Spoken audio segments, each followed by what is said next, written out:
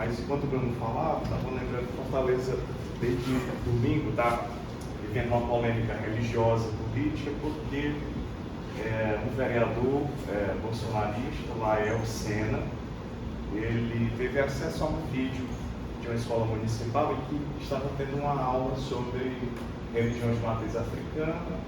As crianças estavam sentadas no pátio da escola e a pessoa que estava ministrando a aula estava vestida de mãe de santo, e esse vídeo foi entregue à prefeitura. Depois o vídeo viralizou e acabou, ele vai até a escola, né, daquele estilo do Nicolas, do André, e junta alguns pais que não teriam, em tese, autorizado os filhos a terem aquele tipo de aula. E aí vai problematizar essa ideia de que a escola pode falar dos filhos, né? E aí tem a contrapartida, que é os vereadores da esquerda, dos vereadores especialmente, tentando acusá-lo de racismo religioso, né? Que ele apresenta ali a aula sobre o candomblé como uma coisa altamente indigna, da qual necessitaria de autorização dos pais, tá? Então, esses dias, as redes lá, a imprensa de Fortaleza, está permeada por essa polêmica, essa controvérsia pública, né? Não deixa de ser, em torno do que pode e que não pode, o que pode ser entendido como crime, como racismo, como direito dos pais a negar, enfim. Bom, mas o que eu vou trazer aqui para tentar refletir junto com vocês é parte da minha experiência como pesquisador durante a minha tese de doutorado, e foi sobre a comunidade católica Shalom, que tem uma casa aqui em Teresina, inclusive.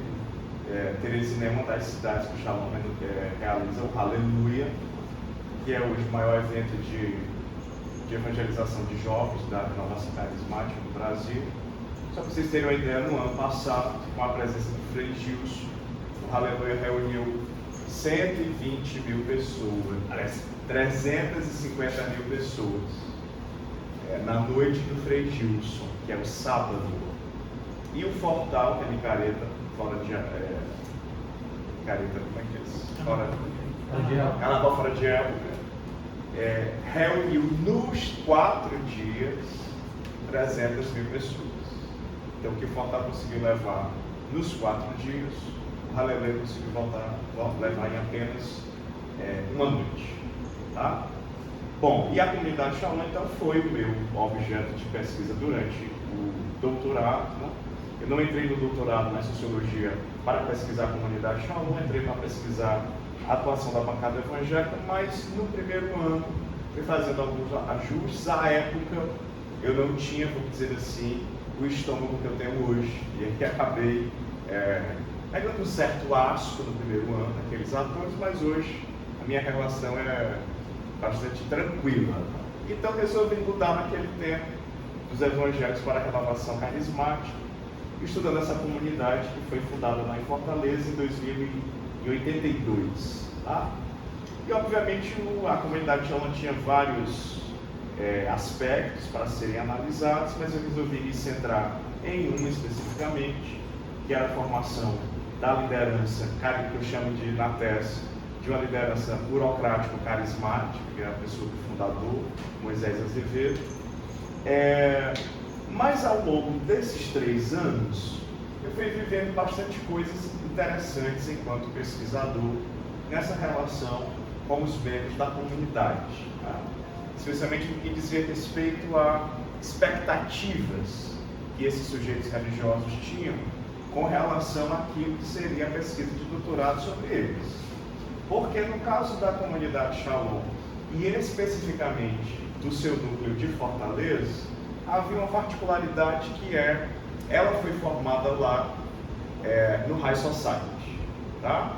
Então, ela foi fundada na aldeota dos anos 80, né? Já diz muita coisa, por 5 jovens que eram universitários nos anos 80 e que, portanto, pertenciam a uma classe média alta ou altíssima da cidade, e por muito tempo os seus 2 grandes centros de missão foram exatamente a aldeota, onde ela foi fundada, e o bairro de Fátima, que são 2 tradicionais bairros do High Society de Fortaleza. Então ela tem uma composição que a faz diferente de outros agrupamentos religiosos, ou seja, a comunidade Shalom, ela é, como também a renovação carismática, em certa medida, ela é formada por pessoas de nível escolar alto, né? A maior parte são pessoas formadas, e não formadas, não de qualquer jeito, mas nas melhores universidades de Fortaleza, né? O que significa dizer que são pessoas de posição econômica bastante favoráveis, então que tinham um certo conhecimento daquilo que era uma pesquisa universitária. E isso para mim fez toda a diferença, porque tanto serviu para eles como tentativa de controle daquilo que seria dito, tanto também com relação ao investimento que eles faziam no que diz respeito à boa vontade, vamos dizer assim, de colaborar com a pesquisa, que não é o que a gente encontra sempre, né? E esse investimento, por exemplo, por parte deles, eu lembrei que eu escrevi um artigo com o professor Edilson, que eu mudei vários nomes, né? Que foi em 2023, eu acho. Tinha muitas coisas que depois eu fui conversando com ele e me lembrando, né, de experiências que eu havia vivido, especialmente com uma pessoa específica da comunidade, que é a Emi Nogueira, que é a sua cofundadora, né? Então, eu tive a sorte, e aí já é o primeiro elemento que eu destacaria aqui, que a gente precisa contar com alguma sorte quando a gente está pesquisando alguns grupos religiosos, a comunidade Shalom deles, a gente precisa ter sorte de conhecer quem conhece esses sujeitos, né? E a Emi Nogueira, que é a sua cofundadora, a segunda pessoa mais importante, eu tive sorte de, depois de mais de um ano tentando oficialmente entrevista com ela via sua secretária, mas de conhecer um rapaz que tinha um telefone da Emi Nogueira, né? E isso fez toda a diferença, porque ele fez quebrar o caminho institucional, né, que eu havia tentando para dar certo e nunca deu. E aí, com esse contato pessoal, a gente acabou travando uma relação de quase 3 anos de conversas, quase que diárias, pelo WhatsApp. E eu lembro que na época eu me sentia muito honrado, porque eu ficava imaginando que tem muita gente da comunidade Shalom que nunca falou com a Emi, né? E eu tinha, assim, sendo de fora, tinha a possibilidade de falar com ela quase que todos os dias. E ela foi fundamental para eu tentar, obviamente que isso tem problemas, para eu tentar reconstruir aquilo que eu não encontrei, que era o ambiente da renovação carismática em Fortaleza nos anos 80. Né? Não tem muita coisa escrita. Então, eu tive que recorrer à memória dela e à memória de outras pessoas, e isso tem um problema, porque aí ele foi criando para mim uma rede de pessoas a serem entrevistadas. Mas depois eu fico sabendo, e é isso que eu trabalho nesse artigo, que é o outro reverso, que está na revista Mediações. Eu fico sabendo também que às vezes a gente precisa atentar que essas redes criadas pelos nossos entrevistados, às vezes elas podem ser perigosas, porque elas tendem a confirmar aquilo que nosso entrevistado nos falou. Então a gente pode acabar ficando com uma versão apenas dos fatos. Na época eu não tinha essa maturidade, era um estudante de doutorado, então estava me construindo intelectualmente, não tive como atentar para isso. Mas foi muito importante essa relação travada com ela para conhecer muitas das coisas que haviam sido vivenciadas ali nos anos 80 na cidade de Fortaleza. Tá? Bom, então rapidamente, vou aqui passar para a leitura. A comunidade Shalom foi fundada na cidade de Fortaleza em 82 por um grupo de jovens que exerciam um trabalho pastoral na arquidiocese, tendo à frente um então estudante de fisioterapia, Moisés de Azevedo Louro Filho. Comprometidos com a espiritualidade da RCC, Moisés e 4 jovens por ele liderados resolveram dedicar-se mais enfaticamente ao que chamavam de evangelização dos jovens da cidade de Fortaleza, conforme se narra e se crê no histórico da comunidade. E, primeiro por meio de uma lanchonete e de uma livraria de produtos católicos, depois pela ruptura com os pais e a vida secular, resolveram viver uma experiência comunitária, deixando suas residências, constituindo o que depois daria o nome de comunidade, com uma dedicação exclusiva ao trabalho missionário. Em 1998, a comunidade alcançou seu reconhecimento diocesano, sob o governo de Dom Cláudio Nunes, até que em 2012, sob o papado de Bento XVI, recebesse o reconhecimento pontifício, a partir do qual passaria a ser nomeada como Associação Internacional Privada de Fiéis, inscrevendo-se no rol das assim chamadas novas comunidades. Entre seus membros existem leigos consagrados no celibato, casais, solteiros e sacerdotes ou seminaristas. Com mais de 120 missões, casas fundadas, está presente em 46 países nos 5 continentes e conta atualmente com 75 obras de difusão, que é como se fosse um trabalho antes da casa da comunidade chegar. Seu trabalho missionário compreende, além dos centros de evangelização, emissoras de rádio, colégios, como no caso do Colégio Shalom de Fortaleza. Aí eu abro parênteses. Conseguiu em 2016 a aprovação pelo MEC para a confecção do seu próprio material didático. A Faculdade Católica Rainha do Sertão, lá em Quixadá, um albergue para moradores, casas de assistência a viciados em drogas, que eles chamam lá de as casas terapêuticas, programa semanal na Rede Vida, transmitido nacionalmente, e em 2016 a Arquidiocese de Fortaleza convidou a comunidade para administrar uma das igrejas mais importantes de Fortaleza, que é a Igreja do Carmo, no centro da cidade. Inúmeros eventos promovidos por ela inscrevem-se na agenda católica nacional, como o Aleluia e o Renascer, o Congresso Nacional de Jovens, o Retiro para Sacerdotes e Seminaristas e o Fórum Shalom, que hoje já tem dimensão internacional. Livros e materiais produzidos pela comunidade transformaram-se em literatura importante para o mercado consumidor de bens simbólicos da renovação carismática, sendo sua cofundadora, Emi Nogueira, autora de mais de 50 livros, bastante difundidos no meio carismático. Seu fundador foi membro do Pontifício Conselho para os Leigos, convidado para o Consistório dos Bispos Europeus em 2011, presidido então pelo Papa Bento XVI, e um de seus padres, João Mirtes, possui assento de Castelo para os Leigos. Gabriela Dias, uma missionária da comunidade, é a representante da América de língua portuguesa no recém-criado Chares, que é um órgão que o Papa Francisco criou para administrar, vamos dizer assim, as novas comunidades, as novas fundações, dividido por línguas. A América de língua portuguesa é comandada então pelo Shalom. Bom, o primeiro trabalho que eu tive foi com a definição do termo carisma. Por quê? Carisma é uma palavra difundida socialmente. A Érica Marco tem carisma. O Shalom é um carisma. O dom de línguas é um carisma. A igreja é cheia de carismas. Então, uma primeira tarefa que me cabia era de fazer a distinção dos termos. A Igreja Católica tem uma definição teologal de carisma, que precisava compreender. A renovação carismática é uma renovação dos carismas, então tem outra definição de carisma. A comunidade Shalom, como vocação, se entende como carisma, e havia dentro dela o carisma do fundador. Então eu tinha no mínimo aí 5 acepções do termo carisma, que precisava fazer a devida depuração e trazer isso para o texto da peça. Então carisma aqui é desse jeito, na igreja desse jeito, na renovação carismática é isso, o carisma enquanto vocação é isso, e o carisma do seu fundador é essa outra coisa.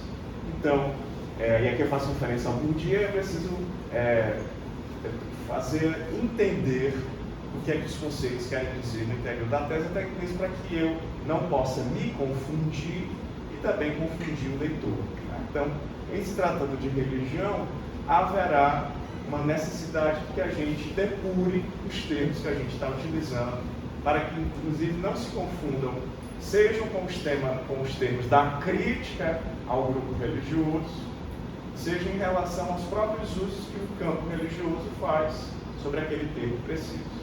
Então, essa foi uma primeira tarefa. Tá? O que eu estou entendendo como carisma, o quais são essas 5 acepções possíveis. Bom, mas onde eu queria chegar é que, vou fazer aqui várias considerações, enfim. Mas, como eu estava dizendo para vocês, acabei travando uma relação muito interessante com os membros da comunidade, a começar pela própria cofundadora. Tá? Então, as várias vezes que eu fui, por exemplo, à diaconia, que a sede da comunidade não fica em Fortaleza, mas fica em Aquiraz, tá? Para entrevistar os diversos membros, acabou me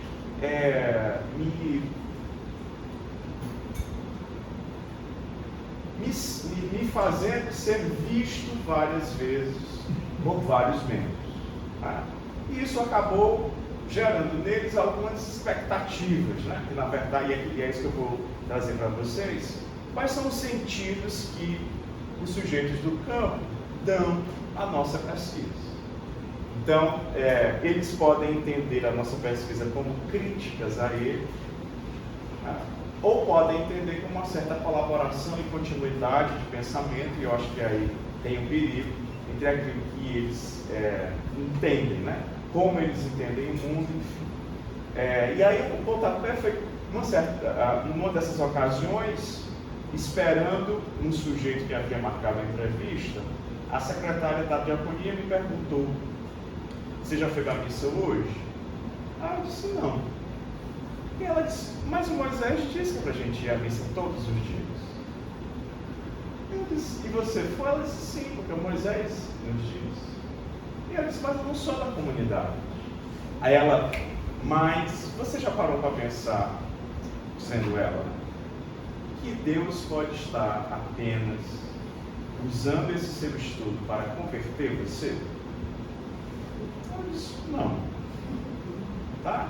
Era o sentido que ela estava dando à realização da pesquisa. Não apenas ela, mas também vários outros que eu vou trazer aqui para vocês, tá?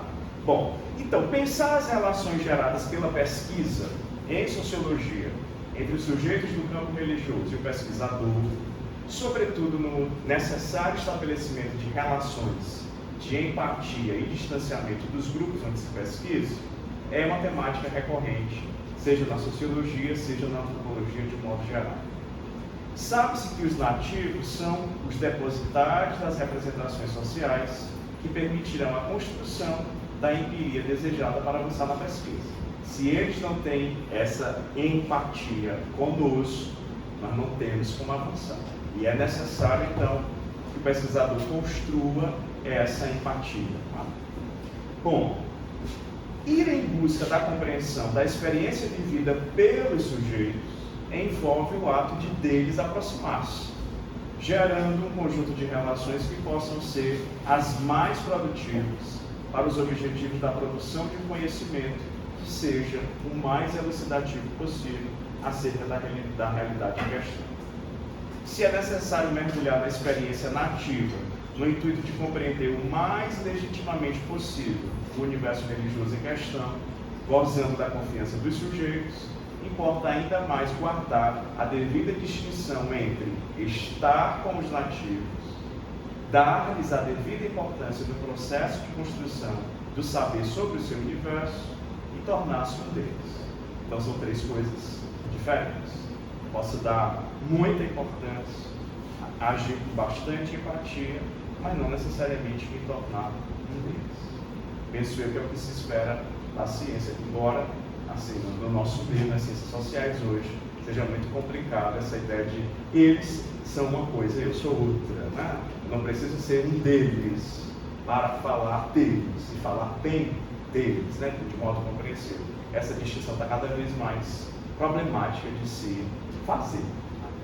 Bom, a necessária proximidade metodológica não pode se transmutar, penso eu, em proximidade epistemológica. Eu não tenho que, para compreender o que eles pensam, pensar como eles pensam. Uma vez que se estaria diante de um modus operandi que destruiria, esgarçaria a necessária relação de alteridade que funda o pensamento científico.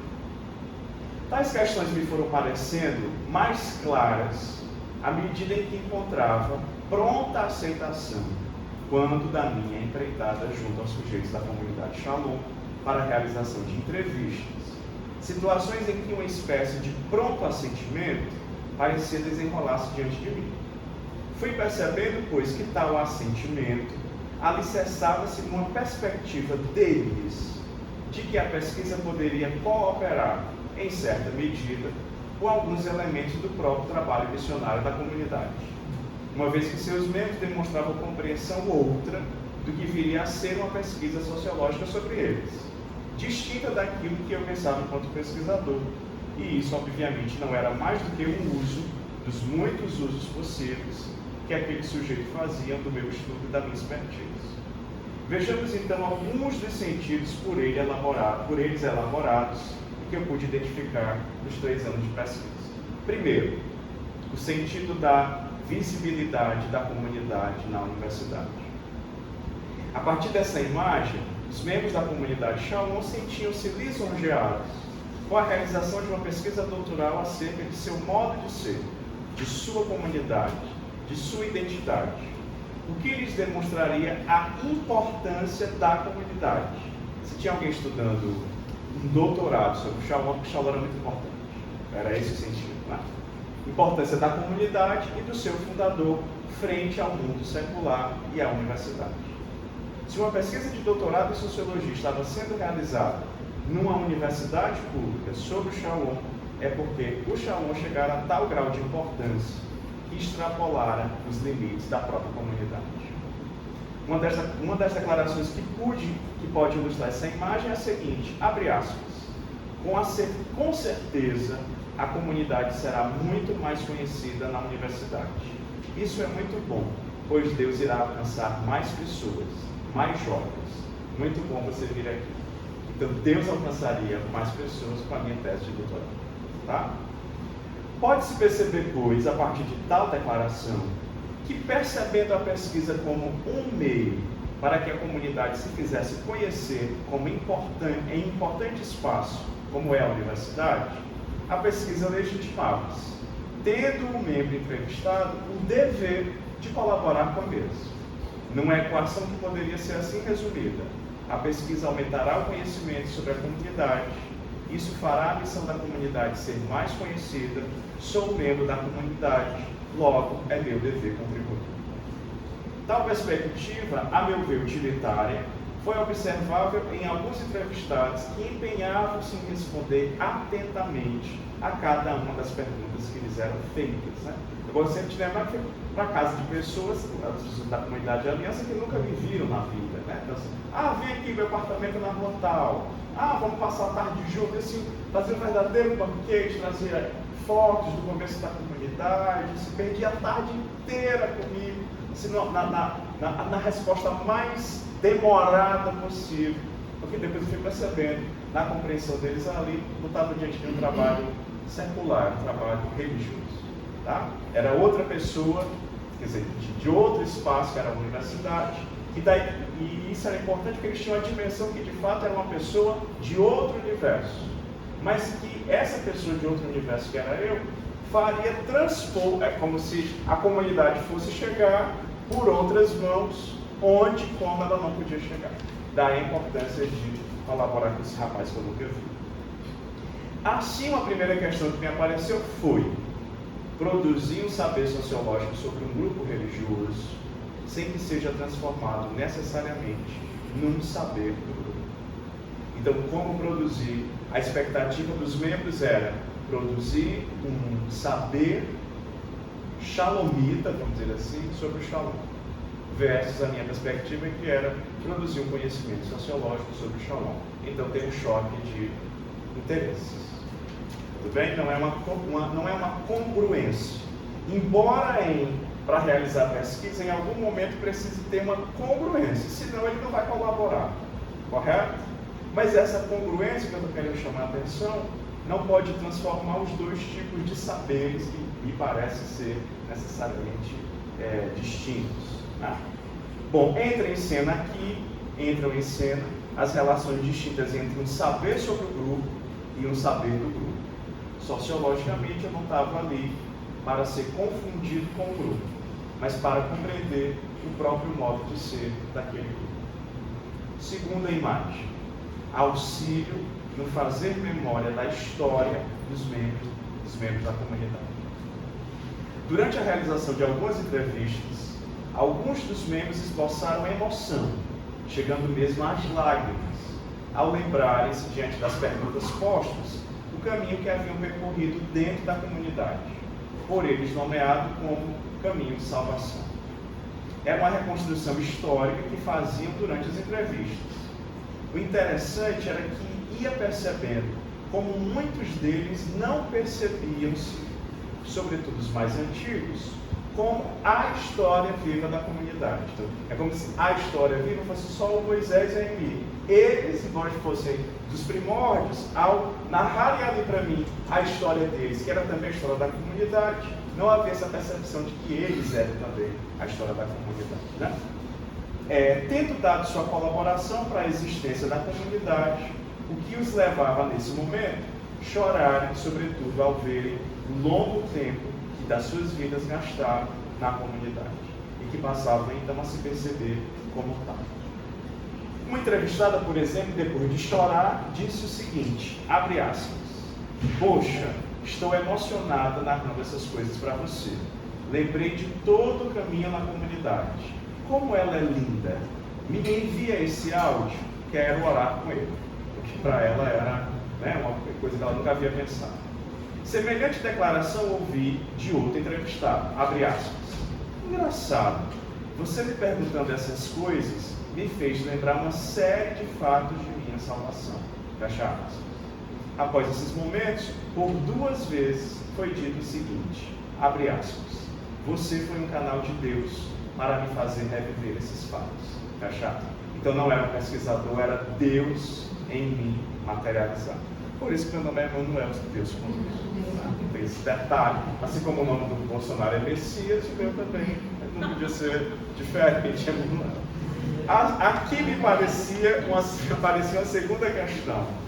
A narrativa sociológica elaborada a partir da narrativa deles poderia se constituir como uma sociologia existencial objetivamente fundamentada, desde que não se confundisse com a narrativa elaborada por eles.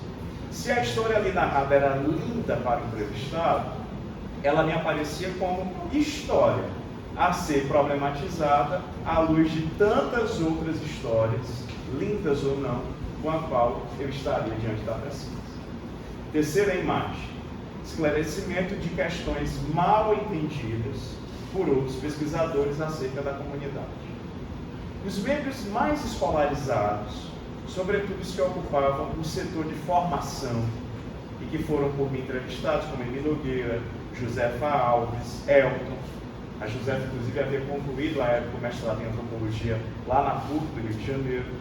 Ressaltaram a importância da pesquisa por servir como, abre aspas, um esclarecimento, ou mesmo um acerto de contas, com coisas que, segundo eles, haviam sido ditas pela comunidade em outros contextos acadêmicos, e que, segundo elas, não correspondiam à verdade, segundo informações, sobretudo informações sobre o fundador Moisés Azevedo.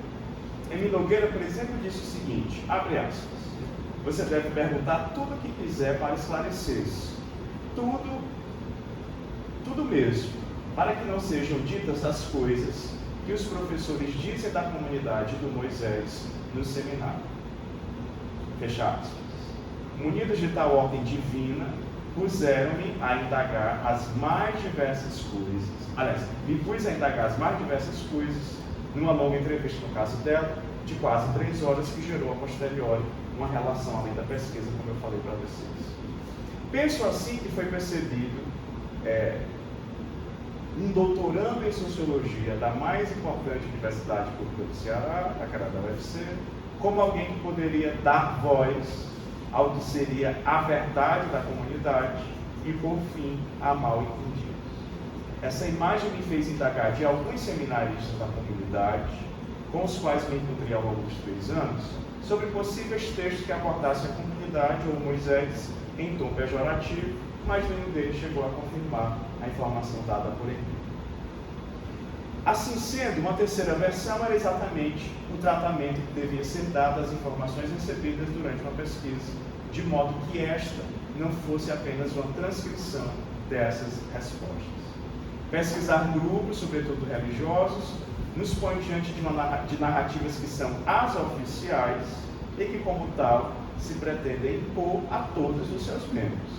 Mas também me leva a considerar essas narrativas, me exige considerar as narrativas de membros dissidentes ou de sujeitos que antagonizam com a instituição, ficando o pesquisador diante de uma disputa de narrativa que ele precisará administrar. Porque ao longo da pesquisa eu fui tendo contato também com ex-membros, né? E eu ia percebendo o investimento dos dois, tanto de quem estava dentro para legitimar a comunidade, tanto de quem estava fora para falar mal. E aí pensar que a tese era o momento de falar mal da comunidade, como por exemplo, você que conhece o Shalom, mas se você lembrar, ano passado eu acho, explodiu o depoimento de uma menina chamada Marcela, que é de Natal, que ela era ex-membro da comunidade. Ela saiu e se assumiu como lésbica, ela deu uma entrevista. Aí ela começou a ser chamada, porque ela foi falando do Moisés, da Emita, tal. E ela começou a bombar. E aí o meu nome chegou, aí ela bombou tanto na entrevista que ela fez o próprio canal dela. E o canal dela era destinado a quê? A falar da comunidade. Então ela começou a chamar pessoas que haviam saído da comunidade. E um dia ela me chamou para entrevista. E eu fui com medo, porque eu disse assim, eu não quero, porque eu ainda quero voltar para o Shalom. Então eu não quero ficar mal visto. A ideia é que eu não posso ser contaminado. E talvez ela feche as portas, porque as coisas que ela estava falando eram pesadas já. E aí eu fui, vocês podem, não sei se ela ainda tem o canal dela, ela deu uma subida, mas enfim, eu não sei se ela gostou muito, né? Porque eu não fui falar mal do Moisés e da Emília, eu fui falar o que eu precisei.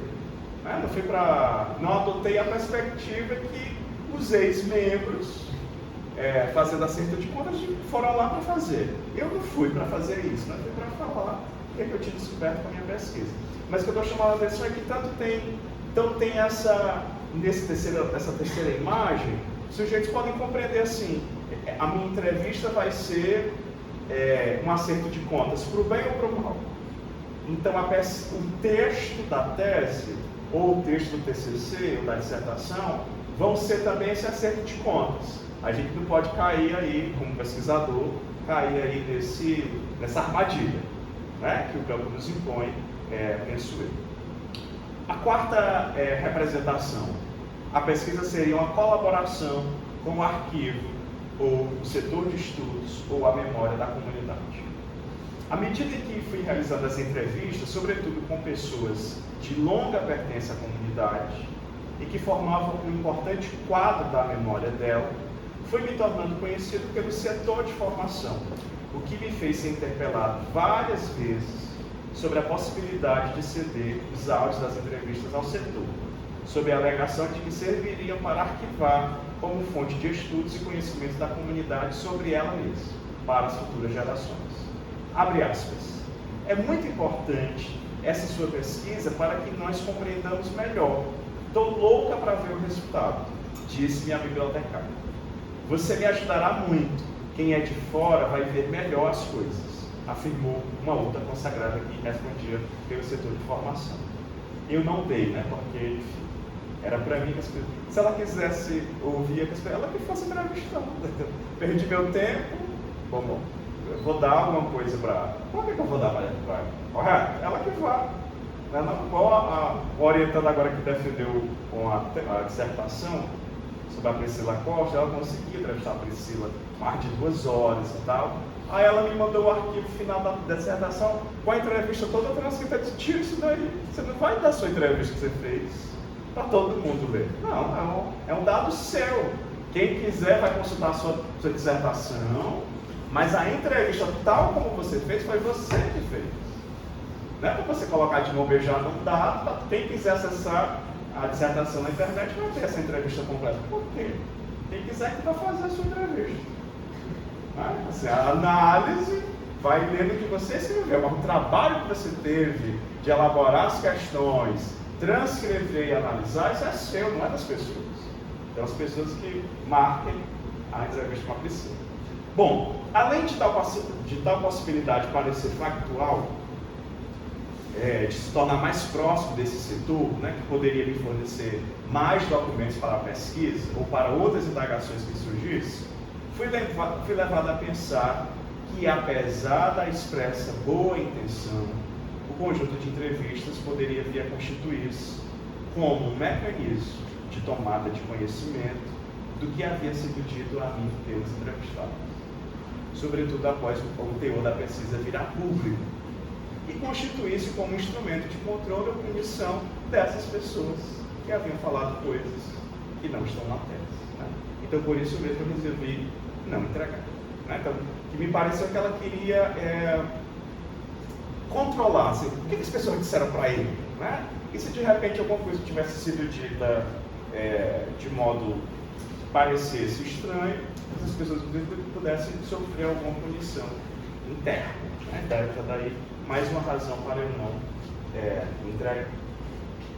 Mas penso aqui que me cabe uma questão bastante pertinente. Servirá um texto sociológico como arquivo para as instituições pesquisadas? Como? Por meio de uma atitude que me leve a entender que o texto deverá ser pensado com a preocupação de tornar-se fonte de pesquisa para outros pesquisadores, daí a importância da objetividade como produto do devido tratamento analítico das fontes, mas também podendo servir como arquivo para o universo religioso estudado. Quinta imagem, e essa é a mais interessante que eu acho. A tese serviria como a propagação da ação do Espírito Santo no mundo através da comunidade.